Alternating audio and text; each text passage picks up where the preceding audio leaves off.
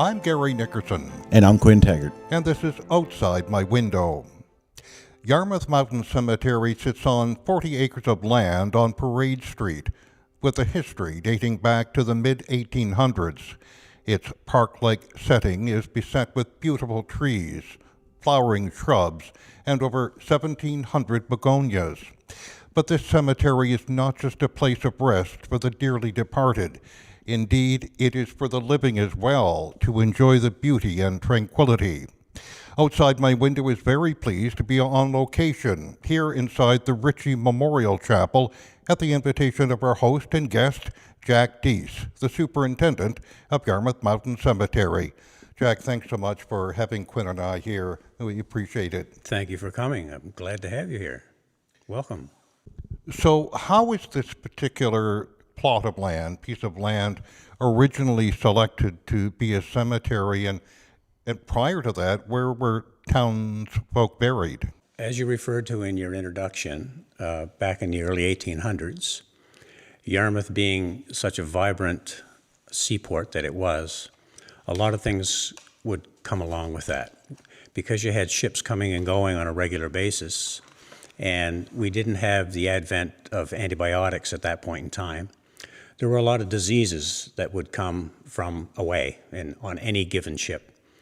So with that in mind, the forefathers of the town became rather nervous about having burials in the center of town, which at that time would have been Frost Park and what we know today is behind the Isaac Walton Killam Library. So those grounds there were just about the middle of town, and this was quite a ways away. So they had a discussion group that were concerned about these fears that the township had, and this discussion group approached the fathers of the town and decided that they wanted to purchase some land out of town to get the people that they didn't even know, in some cases, buried in a logical spot that didn't affect anybody. So that's the reason that it is where it is, and the timing of it was because of the influx of people coming and going in the town, because it was so vibrant a place.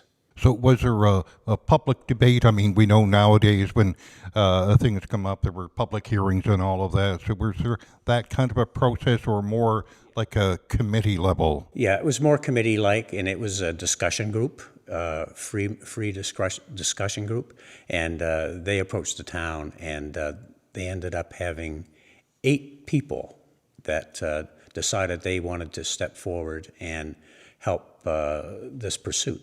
And in doing so, they ended up purchasing 9 acres of land, which is where we are now. And from then, it just expanded after that. It certainly did grow over time, but that was the initial influx of how things got going. How did they come up with the name Mountain? I mean, we're on a hill here, but... Right. Well, back in the day, Parade Street was a dirt road, as many of them were. And on Parade Street, which was quite a ways from the town center at that time, when you're talking horse and buggy.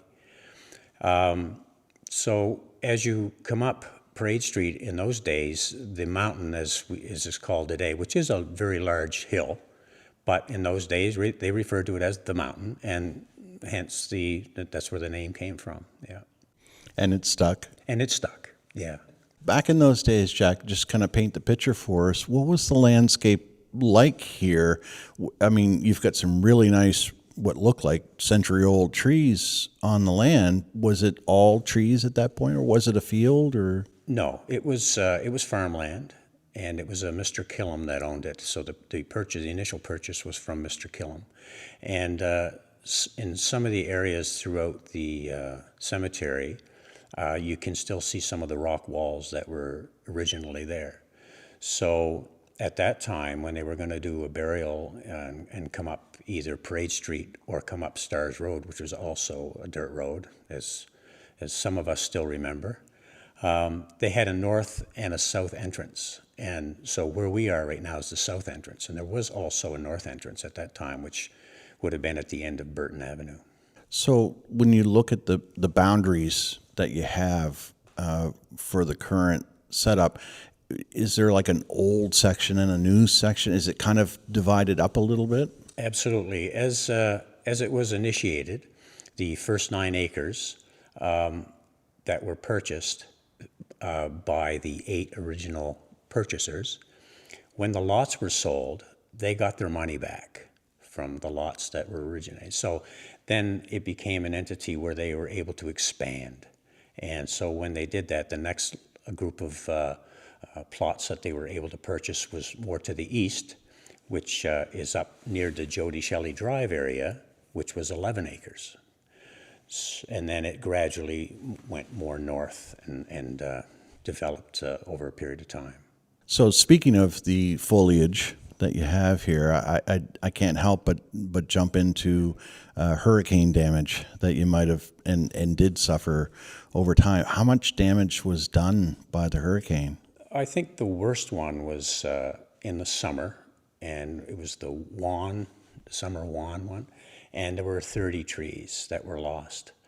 And it was quite an endeavor. It was before I came on site. John Wainwright dealt with it in a big way. And it was great to have somebody like with his character and his knowledge of a lot of the things that went on in the cemetery, because he was able to handle that and have things looked after in a very good fashion and in respectful way.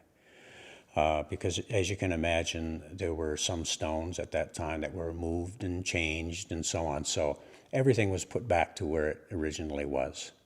And there was a lot of detail taken in that time. As far as the trees go, there's some of them are here well over 200 years old. When it was originally landscaped, the last name of the person doing that, his name was Cleveland, Horace Cleveland. And the cemetery contracted Horace Cleveland, who came from Massachusetts, to come over here and design and landscape the original cemetery with trees, flowers, and even roads that has names, even still. So on the map that we have in our brochure, all of those streets are there and identified. So when you're walking through, you can certainly find your way through if you follow the map and the streets. Even though they're not marked physically, they are marked on the map, so you can follow them. Yeah. Typically, when people think funerals, they think flowers.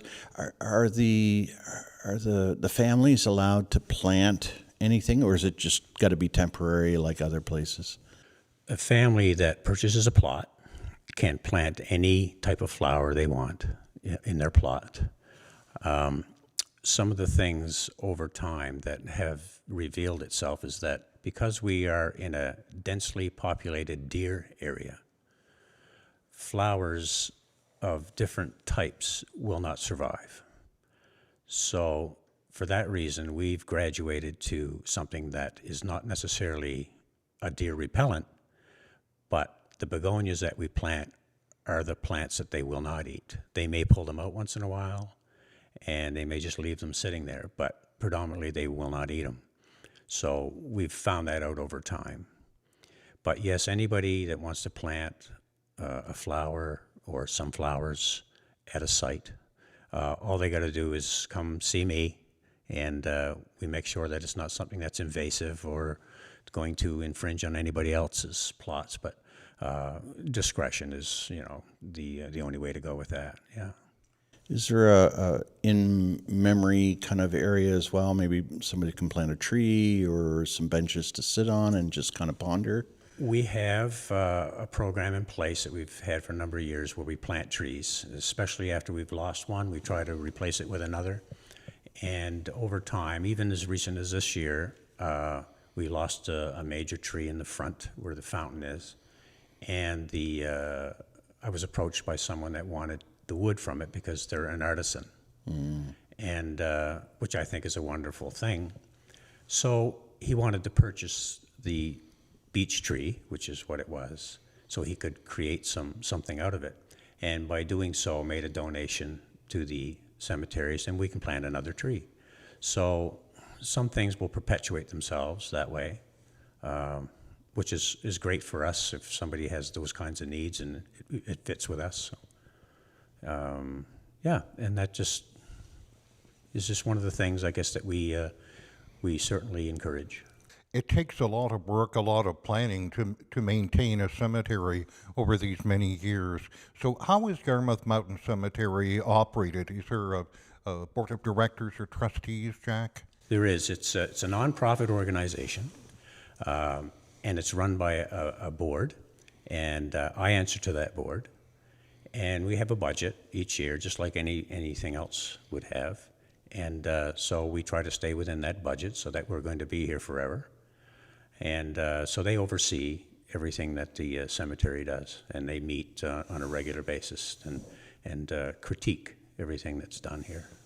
I've had, as many people have, the opportunity to walk through this beautiful cemetery and have some very old headstones and monuments and all of that. Give us a sense of as far as these monuments are concerned, you know, the stories that they tell. It's more than just a grave marker. It's very meaningful, isn't it? Absolutely. Gary, there's almost 10,000 people here, and every single one of them has a story, every single one. So with that in mind, if you approach any stone in here, they're going to have a story of their own to speak of. And some of them stand out more than others because there might be prominent people. I brought a list of it. I was just in the office earlier, and I brought a list just as an example of some of the things that you may or may not be aware of in the town. And that was the mayors of the town of Yarmouth. And as you can't see it over a radio, but this is a list of all the mayors that are buried in here. And as you can see, there's probably about 20 or so, and right up to the current mayor. And they all started like way back in 1890 with the first mayor, and he was the son of Senator John Lovett. And it goes through a good number of them all the way through to our current mayor, Pam Mood, who was a granddaughter of Fred Eamon, who was also a mayor. So there's a number of people on this list that were mayors that they're all buried here, and some of them, there's very few that aren't. So there's a lot of history with that alone. I mean, you can go on and on for every inch of this place, the stories that are here, and every one of those mayors, I'm sure, has a story. One of the ones when I was going through some material this morning that stood out for me, and I think in this studio where you used to work in CJLS, the building was built by Lorne Ellis Baker and another gentleman. His name was John Young. And Lorne Ellis Baker was, for me, the most prominent person we've ever had in the town of Yarmouth. I used to live on Baker Street. The next street over was Ellis. He lived on Beacon Street, and which later became the Bethany Bible College. And he granted the Beacon Street Park to the town. So that's just one thing. He was involved with the Electric Light Company, the Bank of Yarmouth. He instituted the rail from Yarmouth to Annapolis. He was part of building the Grand Hotel. Everywhere you turn, he had a piece of the pie or some influence in what was going on or how it was going to be developed. So for me, when I read some of these stories, and he's one that stands out for me incredibly, but that's just another story, and there's many of them. How much of the information on the folks that are here is available in document form or online? Do you guys maintain a bit of a journal or an archive? No, a lot of the information that we've been able to garner was, in most cases,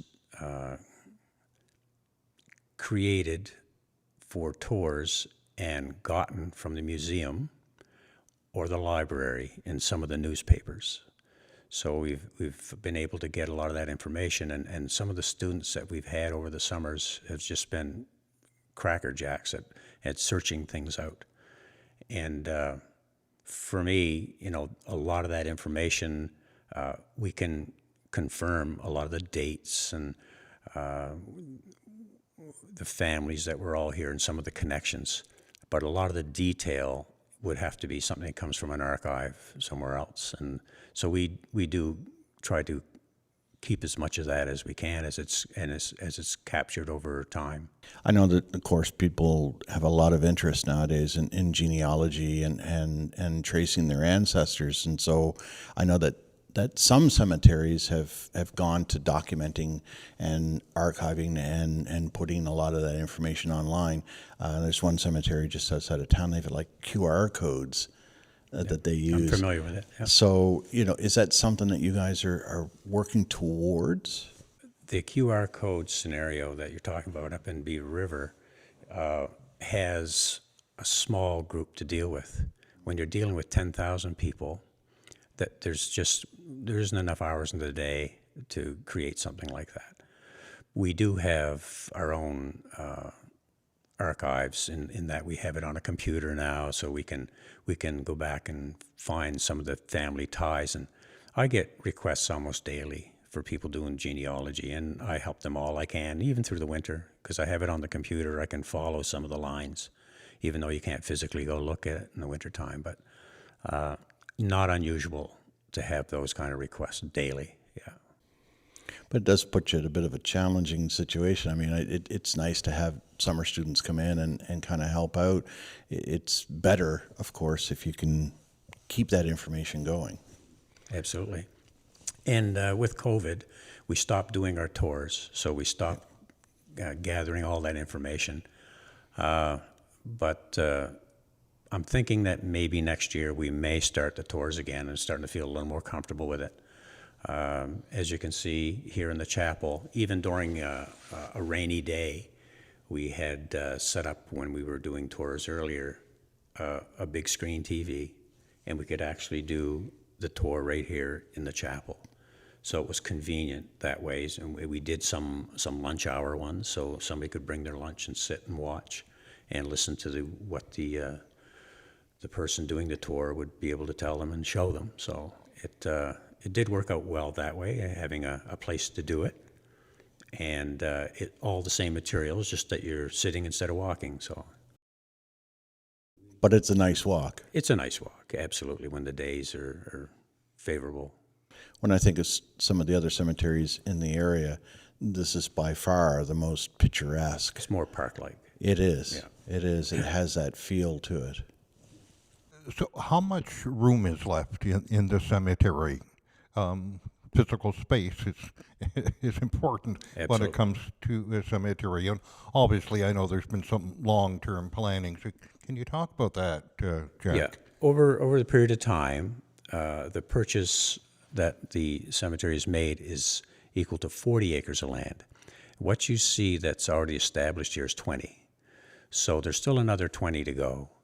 And with the way that things are trending, cremations have slowed down the whole process of actually buying lots, where now you have columbariums with niches in them, and so you're able to utilize that. So the demand for the land itself, the usage of the land, has decreased that way. I've only been here, I think, going on 8 years now, and with that, when I first arrived, I started looking at some of the numbers of cremations here versus North America. And at that point in time, it was 70%. And we're up to 76% the last time I was able to tally it up. But with COVID, there are more people in closets and shelves and so on that haven't really pursued burying their loved ones. So the number probably is askew somewhat. It's probably going to be a lot more than 76%. For the cremated remains, there are beautiful columbariums here. How many do you have right now? We have 4 columbariums, and in each columbarium there's 24 niches. And in each niche, you can have 2 cremains. So there's lots of room, and as we need it, we'll expand more. In and around the pond is where we currently have our columbariums. You also have a scattering garden. You talk about that and how popular, if I can use that term, that is. The scattering garden was something that I was aware of that happened in some places, but I knew it didn't exist here. And over the past few years, I've often thought about people coming in and they're looking for their loved ones and they can't find them. And the reason they can't find them is because either they were buried at sea with cremation, or they were put in the woods somewhere, or left somewhere that was special for them. And that's all well and good, but the next generation coming along has no idea where their Aunt Mary is, or where, Uncle John went. So it really started to puzzle me on how I could address this. So I approached the board and asked them if this would be something that they'd be willing to take on. So for $600, you can have a place where you scatter your ashes. You have a stone that will memorialize the person. There's 3 pillow stones beside the scattering garden. And then also there's a registration. So now it's not somebody that's lost in time. It's somebody that we know what happened to them. We know where they are, and they're memorialized. So it was just something I thought, for me, had to be addressed. And I think, the popularity is growing as the awareness of the fact that it exists is growing. It's going to be, I think, something that will even catch on more in the future. And it's respectful. It's a respectful way to deal with the situation as it stands. As you mentioned, COVID put us in a very awkward position when it came to end of life. People couldn't be with their friends and family and loved ones at the end because of restrictions and the like. Added a lot of extra stress. The last thing you want is even more stress. Yeah, absolutely. In dealing after the fact. Yeah. Yeah, that's one of the things that comes out of bad situations is people under more stress. There's no question about that. But the scattering garden itself gives somebody a place to go and reflect. And up to that point in time, as I referred to earlier, there was no place for anybody to go and sit down and grieve or visit or anything like that. So this gives them that opportunity. Just taking a sidestep here, I was going through some of Gary's notes. The chapel that we're in, the Ritchie Memorial Chapel, is certainly a bit of a focal point. It's easily visible by the road. You got those big red doors that are obviously visible as well. But who was David Alexander Ritchie, and why did he gift the chapel? So David Alexander Ritchie was a son that was born in Yarmouth to a sheet metal working family. They owned a business down on the bottom of Chestnut in Maine. And when he was 21 years old, he was working for his family in the business, but decided he wanted to go out on his own. So David Alexander Ritchie went to Massachusetts, and he met up with another gentleman over there. His last name was Lamb. And when they got together, they decided, well, they could do some sheet metal work, and all the things that they knew in the trade between them would increase, their business. But over that period of time, David Alexander Ritchie was very innovative, and he created spiral tubing. And spiral tubing, as you can well aware, is very popular in furnaces, culverting that goes underneath roads. You always see the spiral type tubing. It's a strengthened part of a tube that made him a rich man once it was patented. So over a period of time, they grew a business over there that was, for just to compare local businesses, the cotton mill building and the building that they had were similar. They were in size. I think they may even been bigger than that. And over a period of time, became very wealthy. And so because he was from here, he wanted to pay back to Yarmouth something. And this is why the chapel was built. And it's the mirror image of another one that's in Auburn, Mass, that he had built over there as well. It's the same footprint, the same. The only thing that would be different about it would be the panels that you see in here that were all donated by local families. But the actual footprint would be the same. And so that was his contribution to the town and the cemetery. So what about the beautiful stonework? Did they quarry that locally? Did they use local stonemasons? Yeah, they started building in 1921, and there's a quarry that's down in Little River Harbor, which is on the beach that you can't really get to walk to. It's directly across from the fish plant in Wedgeport. So one day I was curious enough that I met up with a gentleman down there. His name is John Fitzgerald. And John took me by boat to the quarry where the stones are. And we walked about 30 feet in off the beach. And we found the big flat part of the quarry where they were quarrying the stones, the granite. And you could see where they had drilled holes.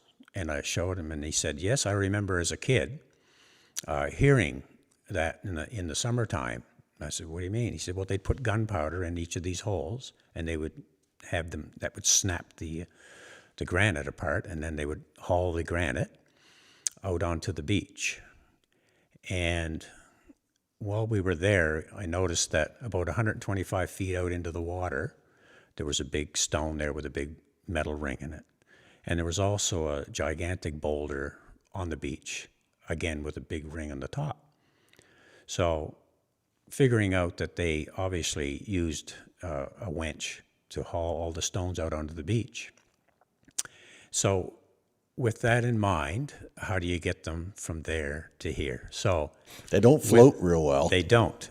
But what they did do, because we have the highest and lowest tides in the world, they lashed a raft to the top of the stones at low tide, and when the tide came up, they floated the stones over to Wedgeport, and as the tide went down, they loaded them onto oxen carts, and they hauled them in here, where there were 2 tents pitched in here. So it was a long process, 2-year process to do that. So all the stone that you see on the outside came from Comoes Hill. Wow. And it was quite an ordeal. And the stone cutters that they have, many of them were local people. I don't know their names, but I do know that some of them were local people that were doing it. Now, you mentioned a minute ago about the panels, the stained glass panels. A lot of them are in memory of local folks. How did that sort of scenario come about? What was in there before? They would have been just plain windows with the crisscross plain glass in them. It's still older glass. If you get up close to it, you can still see the bubbles and all those kinds of things that you see in older glass. But the panels that are there, the ones that are directly behind you, Quinn, are ones that were donated by Mrs. Wilmot Dean when he passed away. And if you remember the same building we were talking about earlier, the Royal Store was downstairs in that same building. So on his passing in 1996, she had those panels put in memory of him. And the ones that are directly behind me were put in by another family, Germains, and today I think that morphed into Graves. Yes. But originally was Roy Germain's business, and his family had some of those put in, as well as, I don't know if you can hear it in the podcast or not, but the bells are ringing. And with the bells We were going to ringing, ask about the bells later. well, the bells are all tied into what we're talking about right now. They're Carolinic bells that were donated by Jerry Lee, and donated in memory of his mother, James Lee, donated for his mother. And she was a gardener over there, Hunter Gardner. And so that was in 1952 is when they put the Carolinic bells in. And they chime every 15 minutes, and they'll let you know what time it is on the hour. And we have them set so that they go off in the evening so that they don't disturb the neighborhood during the night. So it's on a timer. And I don't know if they ever had original bells that somebody would ring. That was going to be one of our questions as Yeah. well, is whether or I not don't- there was I originally don't know bells. the answer to that, but I do know that in 1952, when they put those in, and they've worked perfectly ever since. They're really So those are the original 52 bells? those are 1952 is Wow. what you hear up there, and they're actually speakers. They're not bells. That's amazing. It's still from 52. See the big speaker up here? Yeah. There's 4 of them way up high in the turret that face in 4 different directions. Because I remember, obviously, as a kid walking by here to go to the arena back in the old barn days, hearing the bells as we go by, it was just I just figured it was some sort of a recording or whatever. But it's amazing that the original equipment is still going. They don't make them like that anymore. No, they sure don't. No, they sure don't. So of course, when this chapel was built, would have been in the days of horse-drawn carriage and the like. So, was it used primarily for funerals at that point? At that time, it was until you had the advent of, say, Huskelson's and Sweeney's that are local funeral parlors. They didn't really have, other than a room, they didn't really have a place to have a funeral. As far as having someone sit there, they would have, in those days, early on, people would use their front parlor, and they would have a wake there. A viewing as well. Viewing and so on, yeah. So this was something that was very well used, I think, early on, before the local funeral homes had their own chapels. And as we're sitting here beside the place where you would bring a coffin in, and you would set the coffin on a casket lifter, which is something also that David Alexander Ritchie invented. And when the service was over, with the casket sitting on the casket lifter, the water was let out of the hydraulic system in the basement, and the casket would lower down, and the door would slide over top. And it's a oak door, which is as many things in here are. And if it was in the summertime, the casket would go out and be interred in their plot. If it was in the wintertime, we have a place for storage until spring. So either way, during that service, when the service was over, that's what would happen to the casket, and it would go to the wherever it may go for the time. So it wouldn't be ferried out the front like No, we're used to seeing. It would just yes, yeah. Wow. Yeah. Now, was that quote unquote normal? Was that a absolutely. usual thing? Absolutely. Wow. Yeah, yeah. I've spoken to a number of people that have had been here when their grandmother or their grandfather was buried and remembered seeing that. And when you see it for the first time, their recollection was frightening, because all of a sudden the casket's disappearing, and as a child, you're not prepared for that sort of thing. But that was what they did, and things are different today, of course. But Generally, when you think of the casket lowering, that's a graveside service, exactly, not a in the Exactly. church thing. Exactly. Yeah. I always thought the lowering of the casket was very poignant. I had some family members that were buried from Ritchie Chapel, and just, they have the nice service, the committal, and the lowering is just give us a real nice sense of closure. I always thought. I imagine you get some nice reactions from families, perhaps if they've been here for the first time for a service. Absolutely. Yeah. It would be something that, unless you were told about it, you wouldn't be prepared for it. So it would be astonishing, to see it for the first time, I'm sure. Just like you said, Quinn, at the graveside, when a casket goes down, it's a whole other feeling that you have to wrestle with. So The finality of it all. Is the chapel still used for funerals? absolutely. Yeah, we use it we haven't had any casket funerals, because I guess because of your local establishments, funeral homes, and so on. But we often have cremation funerals in here. We also have weddings in here, and we've had 2 or 3 concerts in here. Have you really? Yeah, Hupman Brothers have been here. Rachel McLean has played here.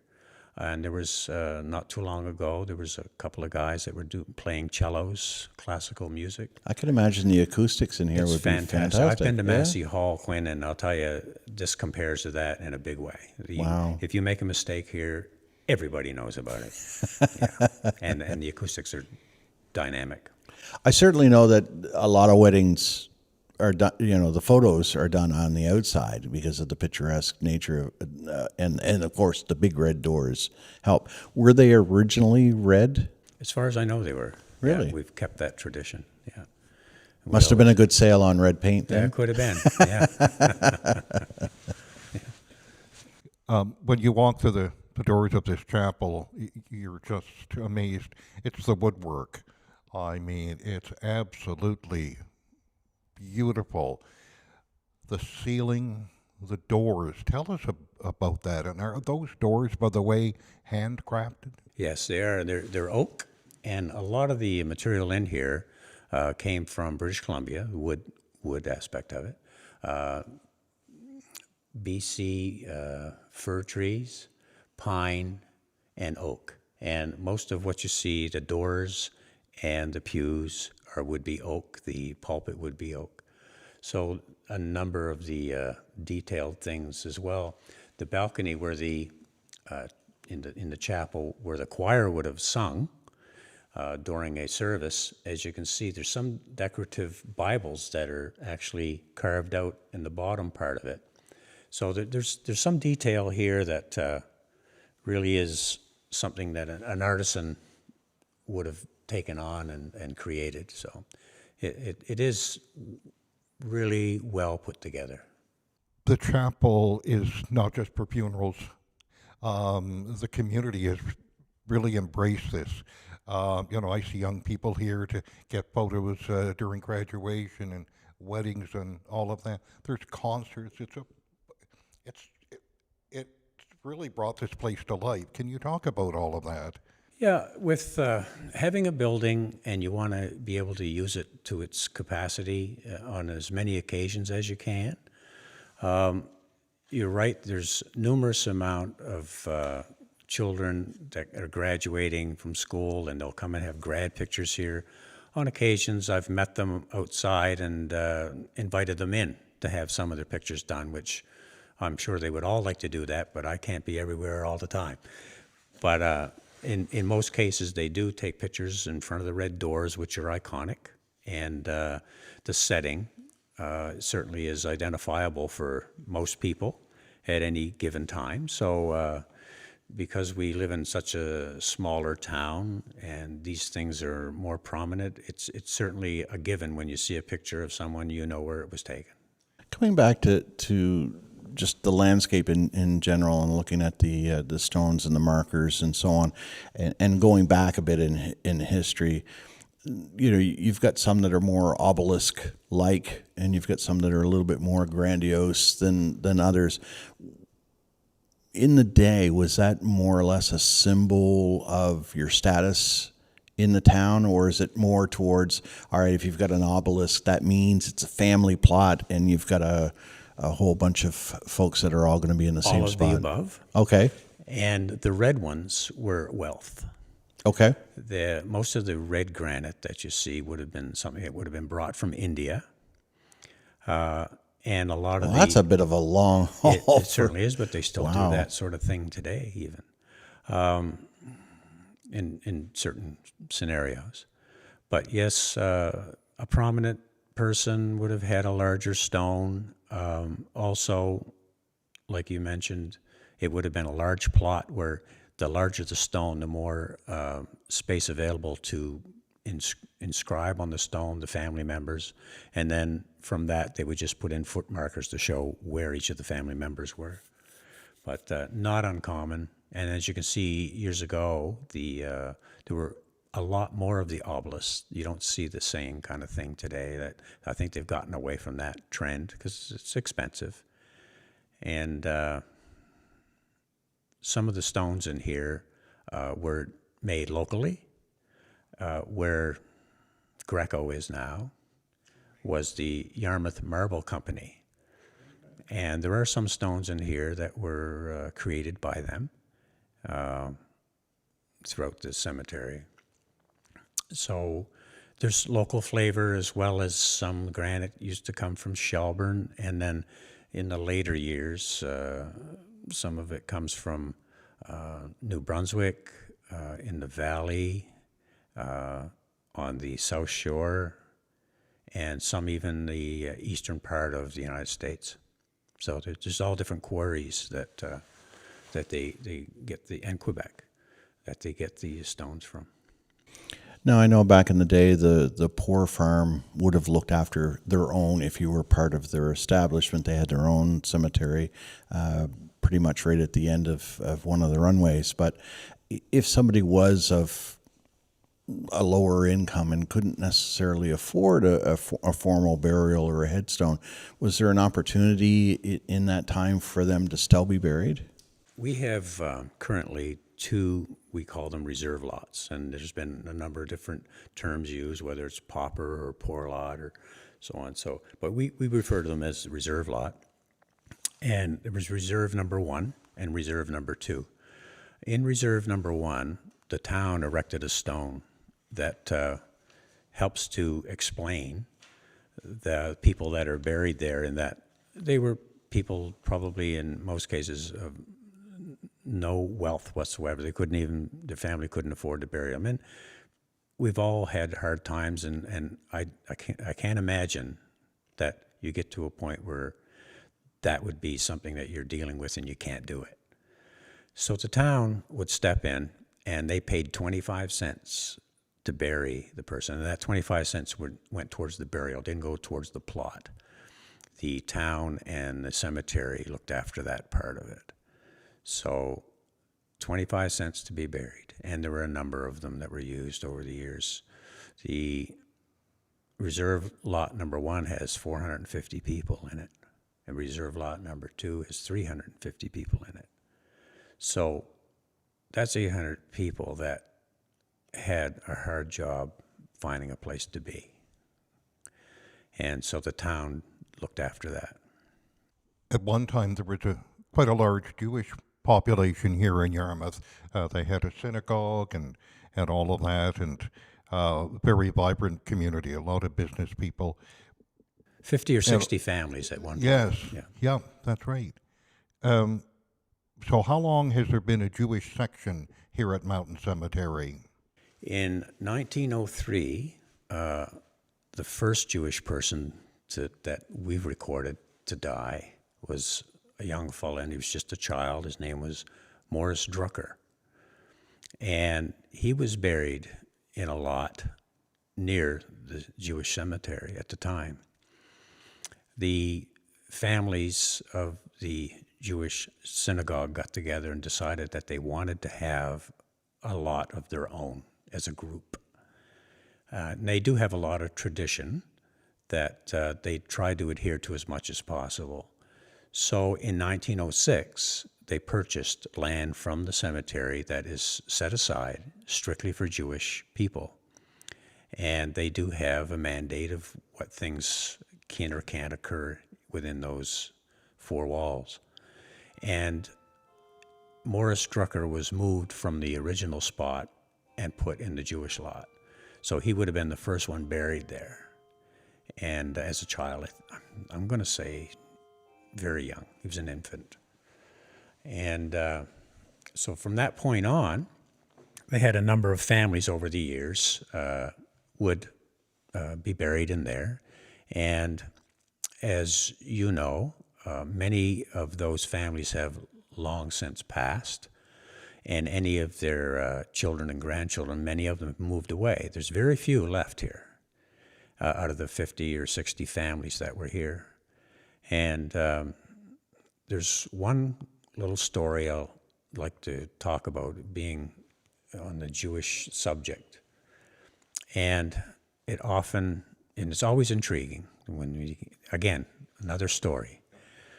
Every one of them in there has a story, but this is about one that isn't in there. But this gentleman came from New Brunswick, and he was Jewish. And his last name is Mayer, M-A-Y-E-R.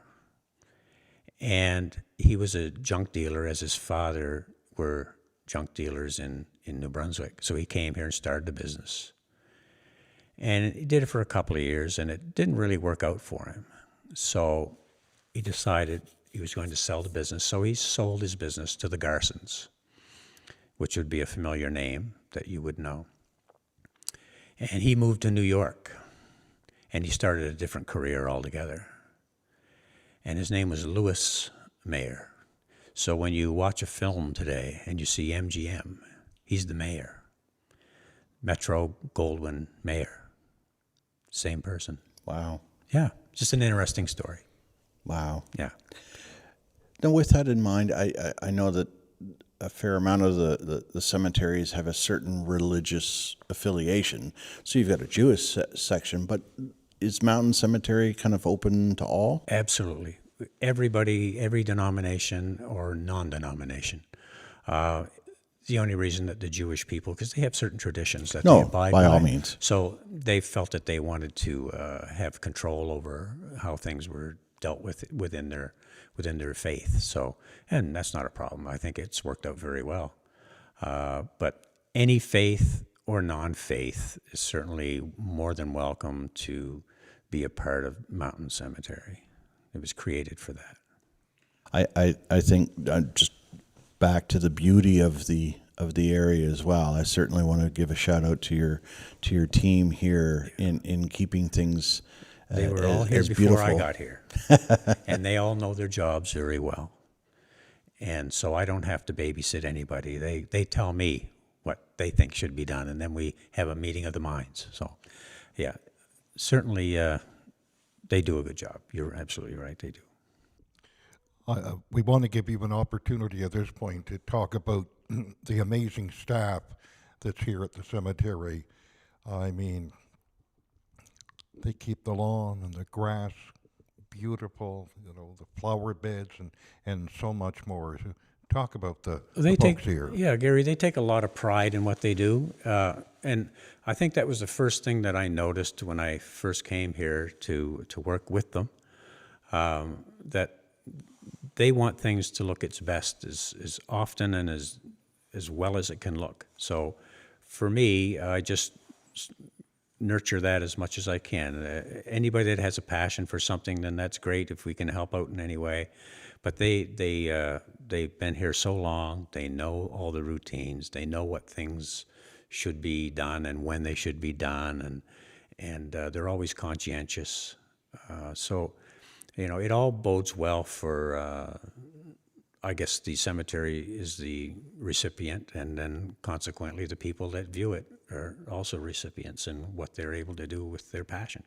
Jack, thank you again so much for having us here. It's been fascinating, and I wish you all the best. How long have you been here now? 8 years, I think, is in June. I think, next month I think is 8 years.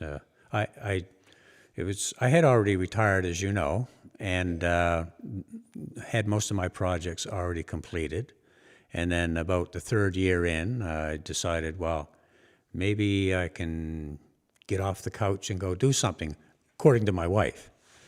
So, it's good to listen to your wife. It is. It's good to listen to her. That's why I'm here. Thanks again, Jack. You're welcome. I'm Gary Nickerson. And I'm Quinn Taggart. And this has been Outside My Window.